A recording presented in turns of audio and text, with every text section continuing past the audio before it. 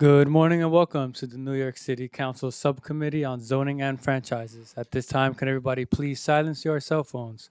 If you wish to testify, please go to the back of the room to fill out a testimony slip. At this time and going forward, no one is to approach the dais. I repeat, no one is to approach the dais. Chair, we are ready to begin. Good morning, everyone, and welcome to a meeting of the Subcommittee on Zoning and Franchises. I'm Councilmember Kevin Rowley, Chair of this subcommittee.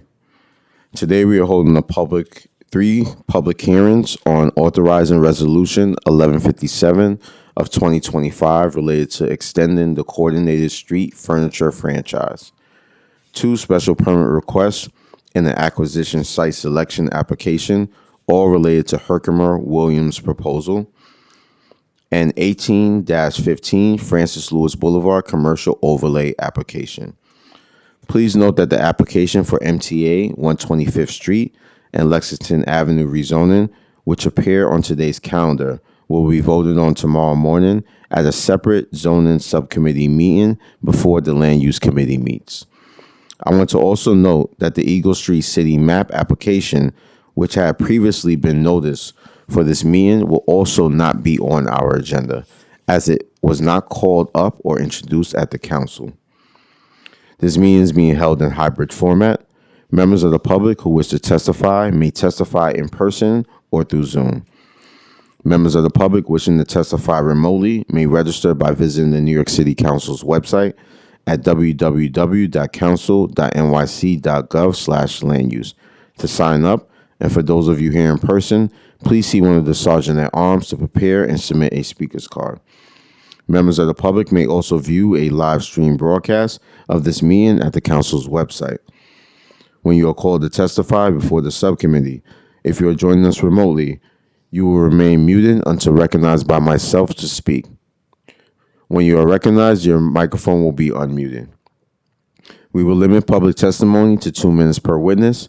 If you have additional testimony that you would like the subcommittee to consider, or if you have written testimony that you would like to submit instead of appearing in person, please email it to landusetestimony@council.nyc.gov. Written testimony may be submitted up to 3 days after the hearing is closed. Please indicate the LU number and or project name in the subject line of your email.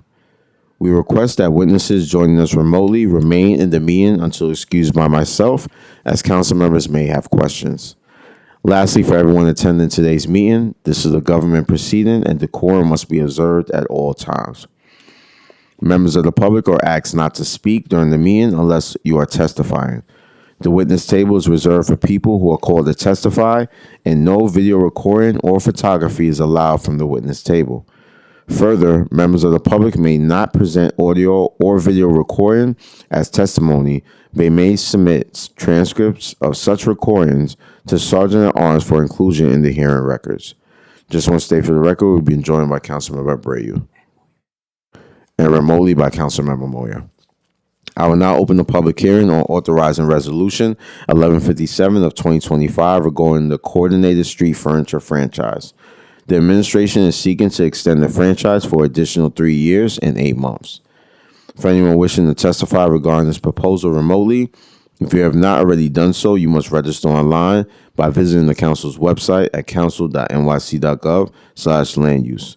For anyone with us in person, please see one of the sergeant-at-arms to submit a speaker's card. If you prefer to submit written testimony, you can always do so by emailing it to landusetestimony@council.nyc.gov. I will now call the applicant panel for this proposal, which consists of Michelle Craven, the Associate Commissioner of Franchises at the Department of Transportation.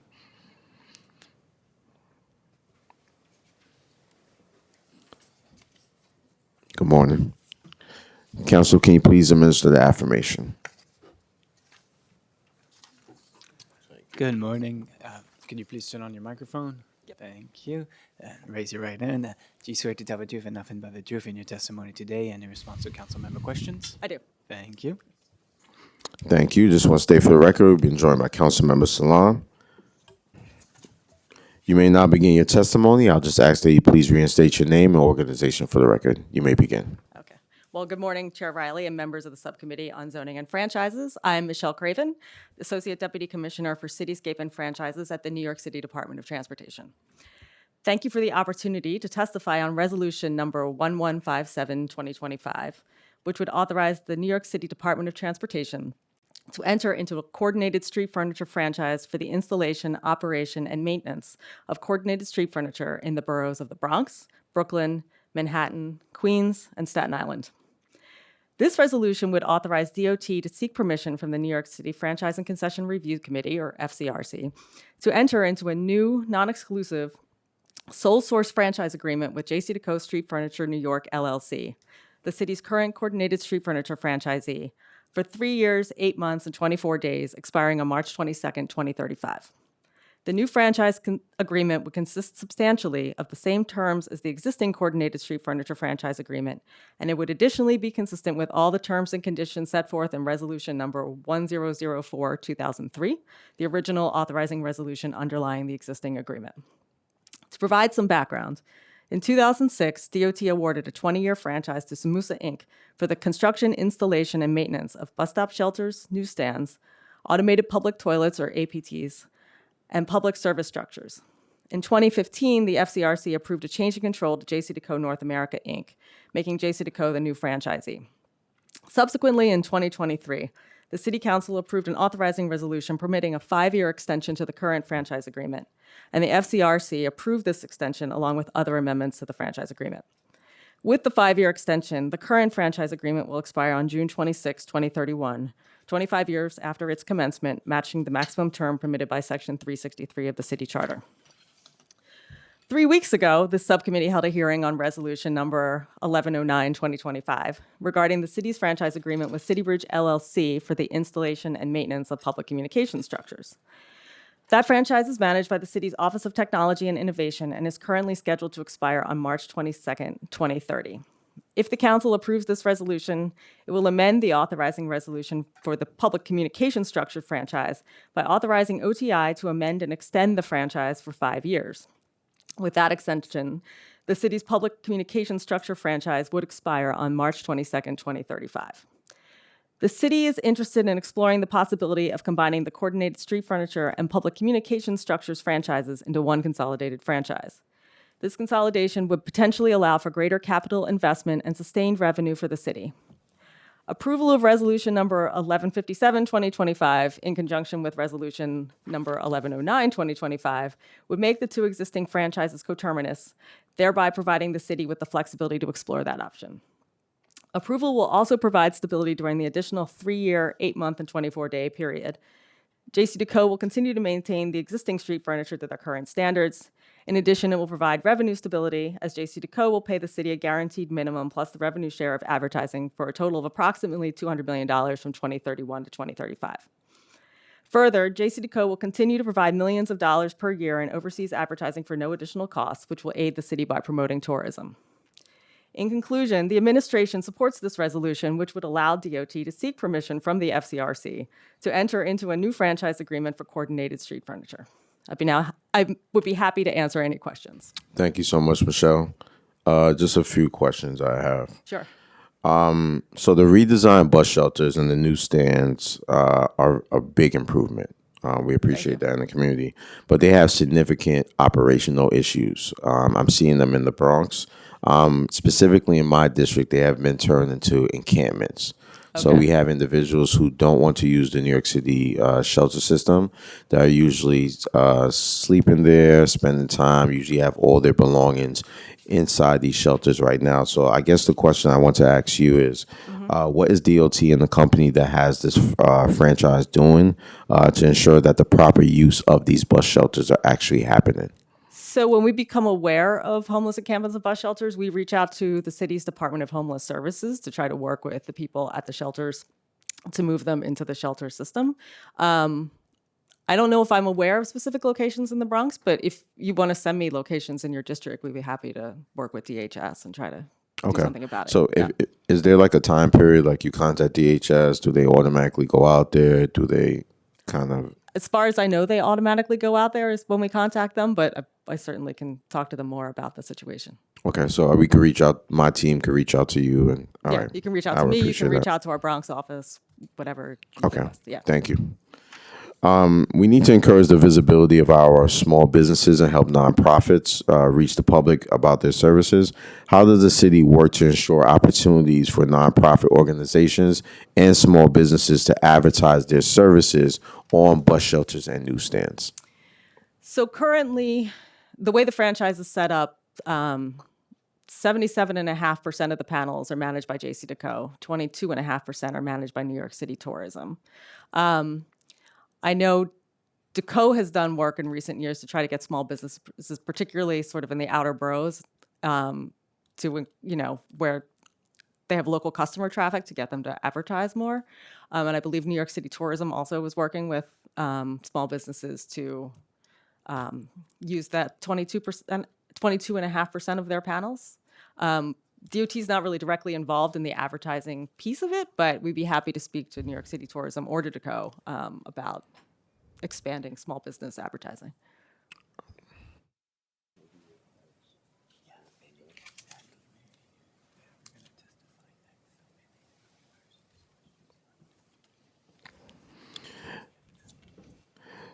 Maintenance on the entire street furniture system is an ongoing concern in my district and citywide. What can you tell us today about how the city handles these issues? And do you have any data on response or resolution times for complaints, for example? So we receive complaints via 311 from elected officials such as yourself. And we have a small team of inspectors who go out into the field and do their own inspections and report back on any issues. We submit directives to JCDecaux every day for anything that we see out there. And there are certain mandated time periods in the agreement for when they need to respond, and we track those consistently and do sort of weekly summaries. So I have a lot of data, probably more data than you'd ever want to see, but if you have specific questions, obviously we could follow up. And if you have particular concerns, you can reach out to our office, our Bronx office, our Intergov team, anybody that, please forward things our way because we will get Do to you go have out like there. a compliance rate for JC Decole when it comes to this? I can double check, but it's well over 90%. I mean, they're very good at responding. If there's a failure in getting to places, it's usually because we're unaware of the situation. So if you make us aware, they will go out. Okay. What proactive measures does the franchise agreement require to maintain these structures? And is there any maintenance schedule for bus shelters? So they're required to go twice a week to clean the shelters. And they go twice a week. That's the basic standard. And then obviously when we see complaints, we send them out. I think while they're out there, they look to see if there are any sort of broken pieces, if there are any issues with the shelters, and they will repair them. What are like common issues you see on shelters? I mean, it's trash. Sometimes we see broken glass. Yeah. Sometimes it's intentional. Sometimes someone's driven into a bus shelter. Those are probably the biggest. Oh, and graffiti. I Okay. would say. And when there's glass, you guys send them out immediately to. Yes, they have to go out. They have to clean up the glass in the first 24 hours. It has to be within 24 hours. Okay. The new piece might come in a few days later, but But the they have to glass clean up the glass. And who you guys send out? Do you guys go out, or sanitation goes out, or we send Deco to tell goal them. will come yeah. out? Okay. All right. That's usually a common, I guess, issue you would see. Okay. I guess in my district, I have one right around the corner from my house. So when I'm going to the train, I usually would see that. Okay. But I can't say it has been taken care of very fast. So Okay, well, that's I good. just didn't know the time period that you guys would have to do it. Okay. If we are going to extend this franchise agreement, we need to address the operational issue we just discussed. So I'm looking forward to hearing back from you guys when you have a little bit more data, and I'm looking forward to hear from JC Decole as well. Okay. And if you have particular locations of concern, again, feel free to send them our way, and we can make sure our team goes out and checks a little more frequently. Another question: do you guys? Because I know in my district, there was like a senior center on the corridor of Boston Road. Okay. I think it's on Boston Road between Fenton and Seymour. But they took away the bus stop. I believe they put it back, but there's no like shelter there. So I guess my question is, do you guys determine the locations on where you actually put these shelters? Or for the record, could you kind of explain how do you determine the locations? Sure. I guess, was there a shelter there originally? Do you know? There wasn't a shelter. There was a. Will the bench be considered a shelter? Just the bench? No, just the bench would not be considered. No. So no. Yeah. Okay. So like, there's two things happening, I think, too, because there's been the bus network redesigns, Yeah. which have happened, and the Bronx already did theirs, and we ended up relocating a number of bus shelters at obsolete bus stops to bus stops with high ridership. Typically, the typical process for setting bus shelters, particularly now, is, I don't know if you remember, we had a conversation the last time we were here about new sites. And so I sent a letter to the city council. We took some requests from the council members. There's a number of siting criteria that we look at. So we inspect the sites physically to see if they meet the siting criteria. And then we try to match those with bus stops that have high ridership, particularly in the city's priority investment areas. And so we've worked with our transit development team to try to figure out the highest ridership places that also match up with sites that meet our siting criteria, which is typically like pedestrian clear path, making sure there's enough room for pedestrians to walk, making sure it's clear from fire hydrants and street trees, that kind of thing. And so that's how we've been approaching the installation of new shelters. And we sent we sent a list of our first 87 locations to the council a couple months ago, I think. So I do remember that conversation. Do you have the list of the recommendations that you guys actually That we went out there? Yeah. Yes, it's not very clean, but we could send one over. Okay. And what percentage of bus stops have shelters? Do you know that? Somewhere in the neighborhood of 20%. 20%. There's about 15,000 bus stops or so. Yeah. All right. Okay. I'm happy to say, though, of the first 87 that we sent over, 31 are in the Bronx. Okay.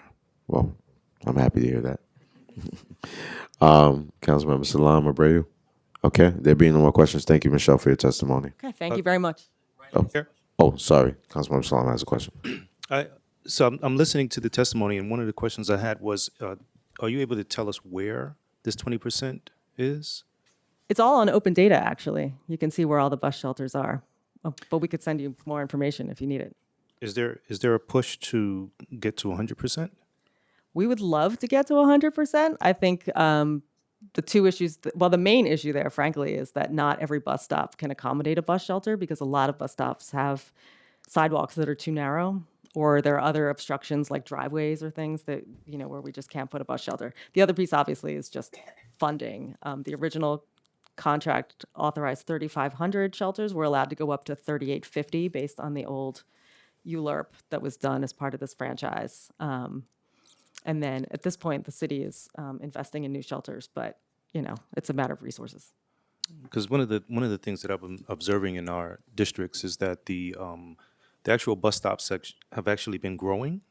Okay. And parking spaces are being depleted because of that. And I'm just wondering, that's the reason why I asked that question in terms of, are we able to get to 100%, or is there a push for that? Because we do see that the bus stops are becoming larger. And of course, we want to make sure that the folks, especially in inclement weather, get the opportunity to be a part of that 20%. Right. No, of course. Yes. And I mean, the DOT recently announced that we're planning to invest in bus stop seating at every bus stop. I think it's 875 bus stops a year for the next 10 years to try to get seating. Obviously, in inclement weather, without the roof, that's not ideal. But I mean, we would love to have. I would personally love to have bus shelters everywhere. Do we have a number in terms of how much it would cost to bring it up past the 20%, maybe the 50%? We could put some estimates together. Yeah. Yeah, I'd like to see that. Okay. All right, thanks. Yeah. And just to add on to that, I think it would be ideal because as the new administration is coming and we're talking about, affordability, free bus services, I guess to encourage more people to utilize, the buses, having a bus shelter there would be ideal. Sure. So, of course, we would love to get to 100. Everybody would love it. But the further we could get, I think would be more ideal to fit into that agenda. Okay. So if we could kind of prepare that, Okay. then we could start having those conversations, next, administration. Okay, we can look into So that. thanks, Michelle. Thanks. All right.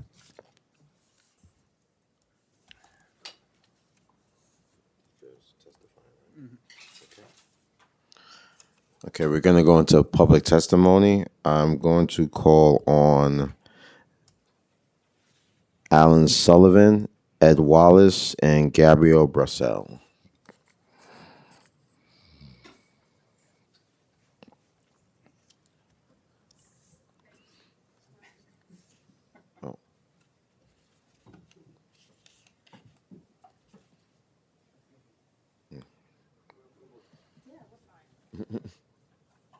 Sure? You want to sit right there just to make sure? Oh, okay.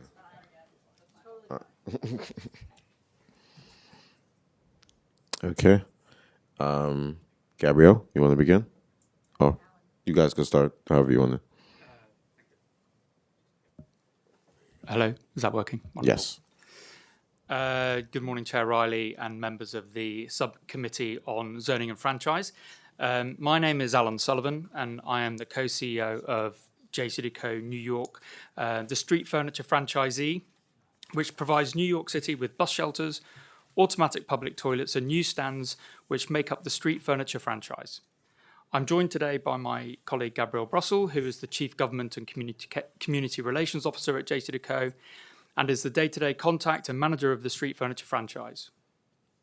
We're here with our partners at DOT to testify in support of Resolution 1157, which authorises DOT to continue the street furniture franchise work for 3 3/4 years, thereby making the street furniture franchise coterminous with the proposed expiration of the Link NYC Public Communications Structures Agreement. This coterminous expiration would allow the city to explore a combined franchise, allowing for greater capital investment and reduced street clutter by combining structures with sustained revenue for the city. Founded over 60 years ago, JCDecaux invented the concept of free public service in exchange for advertising rights. Over 25 years ago, we introduced the concept of coordinated structures to beautify the streetscape to optimize revenue to the city by having one advertising vendor. Since 2015, JCDecaux has proudly installed and maintained New York street furniture through its frontline union workforce. In partnership with the city, JCDecaux has worked to upgrade and expand the reach of the program to meet the city's changing needs. Our structures provide free public service messaging in the city and free New York City tourism promotional advertising space around the world with proven results.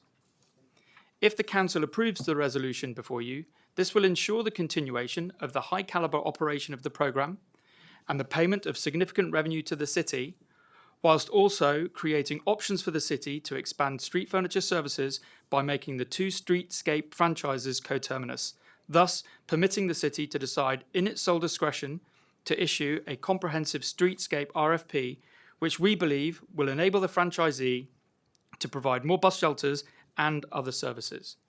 On behalf of JCDecaux, we thank you for your time today and are very happy to answer any questions you may have. Thank you so much, Alan.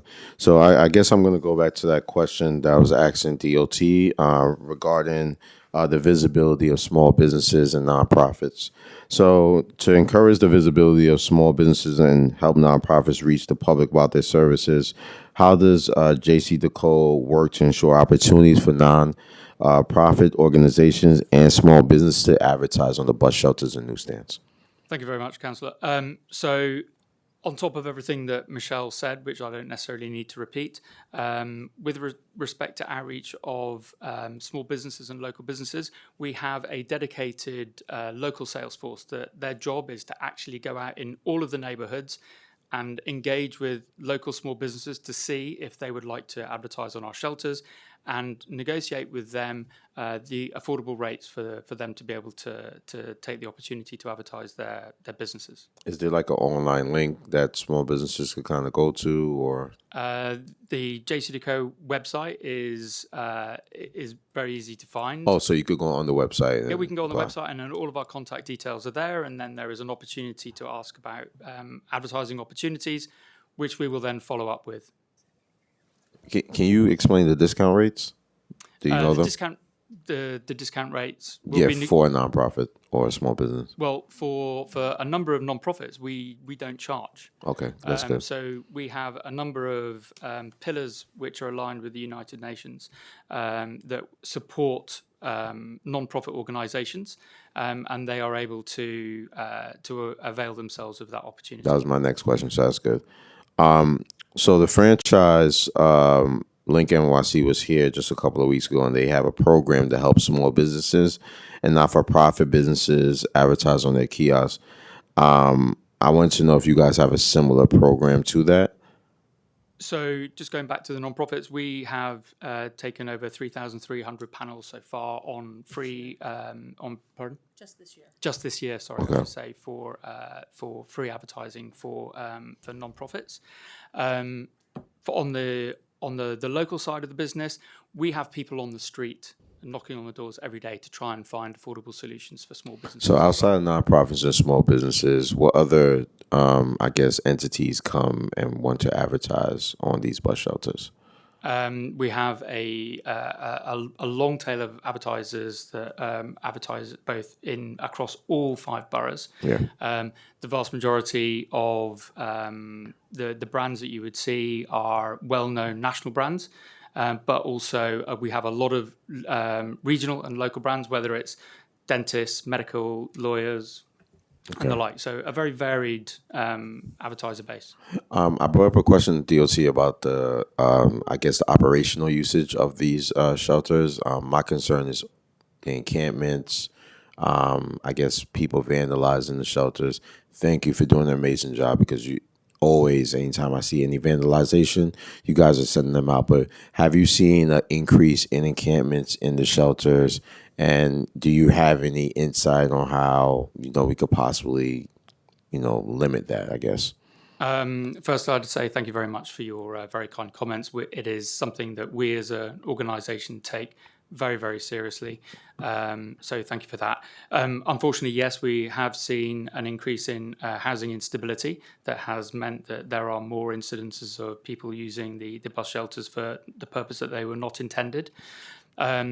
What I will say is that working with DOT and the process that Michelle already outlined, as soon as the person suffering instability is vacated from the shelter, it is a huge priority for us to be able to get out immediately to ensure that that shelter is fit for purpose as quickly as possible for the bus riding public. Okay. All right. No more questions. Just going to add on to what Councilmember Salam stated to DOT. As we are transitioning into a more affordable New York City, to just, if you guys could project that number of what that does look like to get more shelters into New York City. I know the capacity, some are in front of residential houses, the capacity and size, but if you could just give us something that we could kind of work with, that would be appreciated. Yep, we will absolutely do that. And one of the advantages of the last amendment was the introduction of a narrow shelter, which has somewhat mitigated the issue in terms of location. But as ever, we take our direction of locations from DOT. Thank you. 1 second. Oh, yeah. So, sorry, Alan, we didn't cover narrow shelters. Can you just discuss that a little bit more? Beg your pardon? The narrow shelters. The narrow shelters, Yeah, can yes. you just discuss that a little bit more? Yeah. So as Michelle identified, there are certain restrictions in terms of clear path, and there are a lot of sidewalks that aren't able to accommodate a full-sized shelter. So we, in the last amendment, as part of that agreement, we introduced a slender shelter that opens up a broader opportunity of locations to be able to site shelters that weren't necessarily capable of being sited before. Okay. All right. Thank you. You're now excused. Thank you for your testimony. Thank you very much. Thank you. We're going to transition to online testimony. The first panel I'm going to call consists of Adam Lake, Larry G., and Betsy Plum. We'll begin first with Adam Lake. Adam, if you can hear me, please unmute and you may begin. Ladies and gentlemen of the City Council, thank you for the opportunity to speak today in support of the NYC authorising resolution related to the Coordinated Street Furniture Franchise Amendment, and specifically to express my strong support for JT Co. My name is Adam Lake, and I am a representative of Climate Group. We're a non-profit organisation based here in New York City. Our mission is to create a cleaner, safer, and more inclusive community for all of New Yorkers. And today, I'd like to highlight how JC&Co's partnership has significantly contributed to our efforts in fulfilling that mission, especially through their support of our annual Climate Week NYC event, which is the largest global climate event of its kind in the world. For many years, JC&Co has provided our organization with essential advertising space free of charge across their street furniture installations.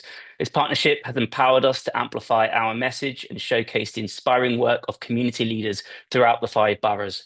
They say that when you're tired of London, you're tired of life, but I chose to move to NYC for a reason. In a city as diverse and as vibrant as New York, it's vital to ensure that all voices can be heard, especially when it comes to environmental stewardship and addressing the climate crisis. So thanks to JC&Co's generous support, we've been able to utilize their prominent locations for messaging that matters, messages that unite New Yorkers around the urgent needs to make our city and our world a safer, cleaner, and more enjoyable place. It supports local nonprofits that we create a platform for, the community volunteers that we celebrate, and the many artists, creatives, and innovators who join us in our work.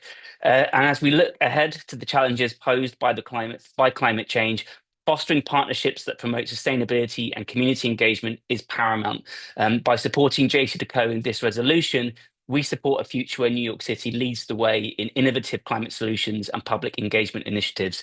So in conclusion, I urge you, members of the City Council, to support this resolution. The partnership with JC&Co is an embodiment of what we can achieve when we unite towards a common goal, making New York a cleaner, safer, and more inclusive city for all. Together, we can ensure that our streets not only serve as corridors of commerce, but also as platforms for community engagement, environmental advocacy, and resilience. So thank you for hearing from me today.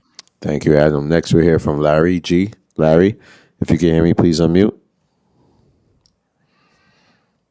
Good morning. I'm Larry Giannichini, Deputy Director for Program and Operations at Public Art Fund. It's my pleasure to present testimony this morning in support of the authorized resolution related to amendment on coordinated street furniture franchise. As the leader in our field, Public Art Fund brings dynamic contemporary art to a broad audience in New York City and beyond. Because we are a nonprofit organization, we rely on visionary partners like JC&Co to mount ambitious free exhibitions of international scope and impact. These exhibitions offer New Yorkers and visitors to the city powerful experiences with art in the urban environment, surprising and delighting them while providing inspiration and relevance to their daily lives. Since 2017, with our groundbreaking exhibition, Ai Weiwei, Good Fencers Make Good Neighbors, JC&Co has been an incredible partner for public art with us, showcasing the work of 77 artists from over 30 countries across the globe, including 9 solo artist exhibitions and 2 large-scale group artist exhibitions.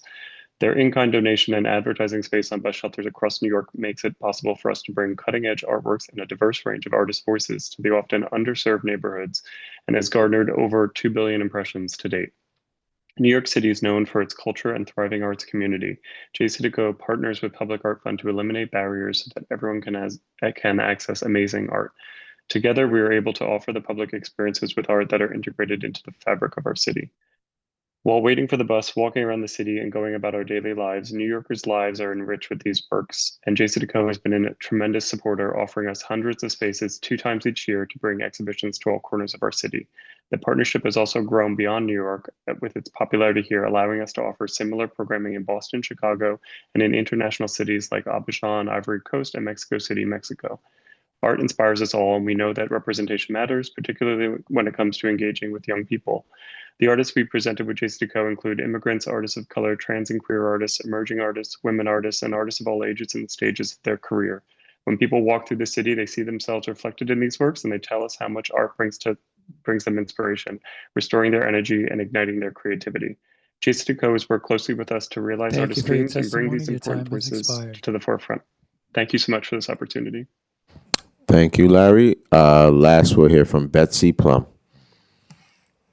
Thank you, Chair. Good morning, everyone. My name is Betsy Plum. I am the Executive Director of Riders Alliance. We are New York's grassroots organization of bus and subway riders. Well over 1 million New Yorkers rely on the bus every single day, yet most still wait without even the simplest comforts. Bus shelters are fundamental infrastructure that protect riders in the rain, in the heat, in the cold, and they also signal that our city values the people who keep it moving.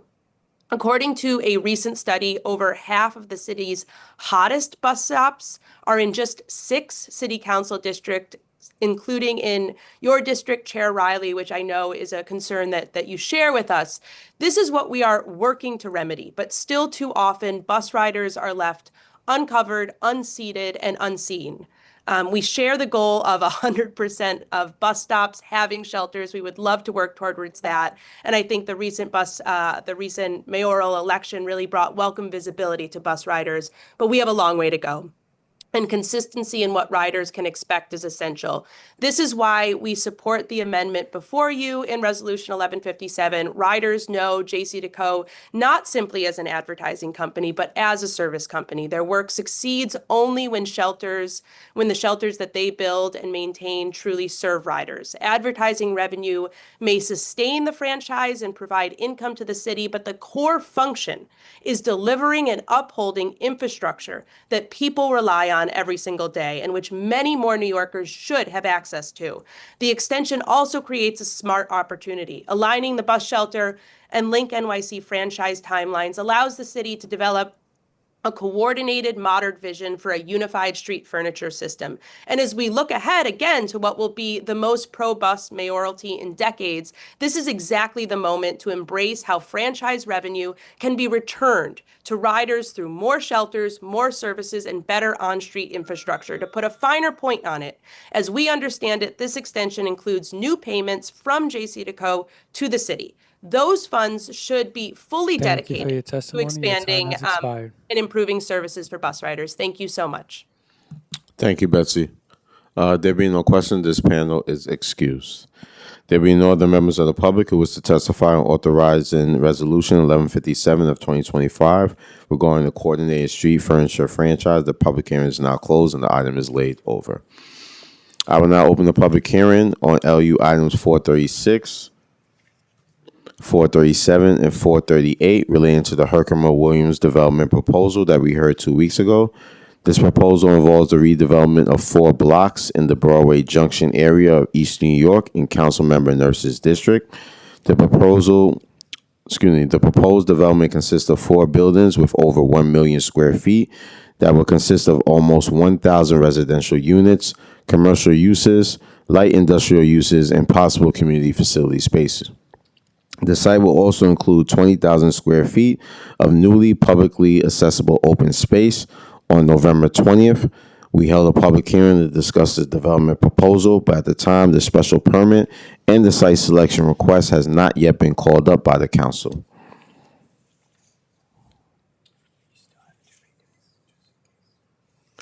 For anyone wishing to testify remotely regarding the special permit and site selection request, if you have not already done so, you must register online by visiting the council's website at council.nyc.gov/land-use. For anyone with us in person, please see one of the sergeants at arms to submit a speaker's card. If you prefer to submit written testimony, you can always do so by emailing it to landusetestimony@council.nyc.gov.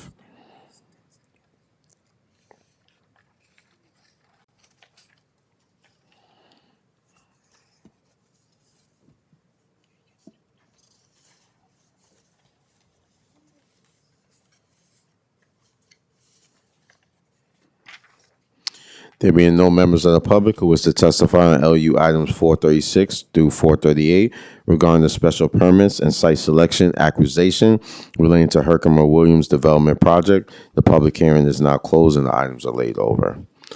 I will now open the public hearing on LU item 439 regarding the 18-15 Francis Lewis Boulevard commercial overlay proposal. The applicant is seeking to map a commercial overlay over an existing R3-2 residential zoning district to make an existing dental office a conforming use. For anyone wishing to testify regarding this proposal remotely, if you have not already done so, you must register online by visiting the council's website at council.nyc.gov/land-use. For anyone with us in person, please see one of the sergeant at arms to submit a speaker's card. If you prefer to submit written testimony, you can always do so by emailing it to landusetestimony@council.nyc.gov. I will now call the applicant panel for this proposal, which consists of Todd Dale. Council, can you please administer the affirmation?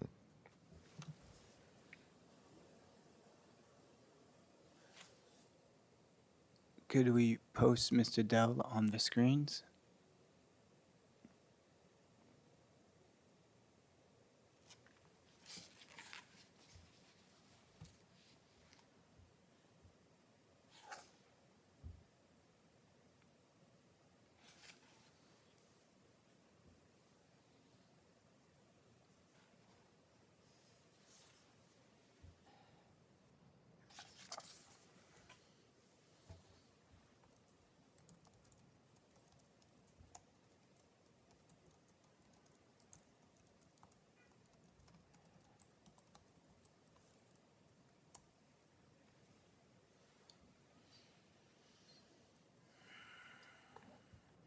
Todd Dale. Yes, hello? All right, here we go. Here we go. Sorry. Hello. Could you please raise your right hand and state your name for the record? My name is Todd Dale. Do you swear to tell the truth and nothing but the truth in your testimony today in response to council member questions? I do so swear. Thank you. Thank you. You can now begin. I'll just please ask that you reinstate your name and organization for the record. You may begin. Sure. Good morning, Chair and Committee. My name is Todd Dale. I'm here on behalf of Rothkrug Inspector for this particular application. This application is seeking a zoning map amendment to establish a C12 commercial district overlay within an existing R32 district that will encompass block 4748, lot 35 in Queens, rezoning the site to an R32 C12 district. If you could move to the next slide, please. Lot 35 within block 478, 1815 Francis Lewis Boulevard is a triangular parcel bounded by 18th Avenue, 160th Street, and Francis Lewis Boulevard, located in Community Board 7's district. The lot has approximately 2,990 square feet. I'm sorry, there's a little typo there on the screen, but it is 2,900 square feet, and it does encompass this entire block. The current zoning is R32 with no special district. The site is currently developed with a 2-story building that contains medical office use with multiple tenants. Next slide, please. The area is characterized by a mix of uses, residential and commercial. Residential is primarily in the interior blocks to the east and the west of the site. And along Francis Lewis, there is primarily commercial and community facility development, including a gas station and an auto repair facility to the north of the site, and a medical office to the west, and then a restaurant and a bank to the south of the site. Next slide, please. I think we can actually, next slide. I think it's one more after this. And then next slide, please. There we go. So this proposal is seeking to connect an existing C12 commercial overlay that is immediately north and south of the site to create a continuous C12 overlay. The C12 overlay that's existing north and south of the site has been there since the establishment of the zoning map in 1961, and this block, which is in between, this action would essentially extend the commercial overlay to create a consistent overlay that runs through the site. The result of this would allow the current use to be as of right. Next slide, please. Photos here. So as noted, this existing building at the site is a 2-story building that contains currently medical office use. It was developed pursuant to Board of Standard Appeals actions that predate the current zoning resolution in 1961. The grant allowed for the development of the building and for the use in what was at that time an Area F residential district. And the use has been continuous for the past 65 years as office use pursuant to the grant. As a result of this action, no change in use of the existing building is proposed and no change to the bulk of the building is proposed. What it would do is it would create a consistent mapping of this commercial overlay on Francis Lewis Boulevard, and it will allow the existing and historical use of the building to be as of right. It would allow the property owner who has owned the site for over 30 years to avoid returning to the Board of Standard Appeals for costly and timely extensions of the variance, and allow for consistency with tenants and leases and financing with respect to banks. I'm happy to answer any other questions that the committee may have about this particular application. Thank you so much. I just have two questions. Do Yes, you sir. have plans on extending the existing dental office? There are no plans to change the building whatsoever. The existing dental office is there as one of a few tenants that are in there. The grant of the Board of Standard Appeals in 60 allowed office use. It's primarily been medical office use, but it allowed professional office or medical use. There's no plans to change the building whatsoever or to change the uses. And as noted, the owner has owned this site for 30 years and just wants to continue it. And this would allow them to continue use of the building as of right. Although you testify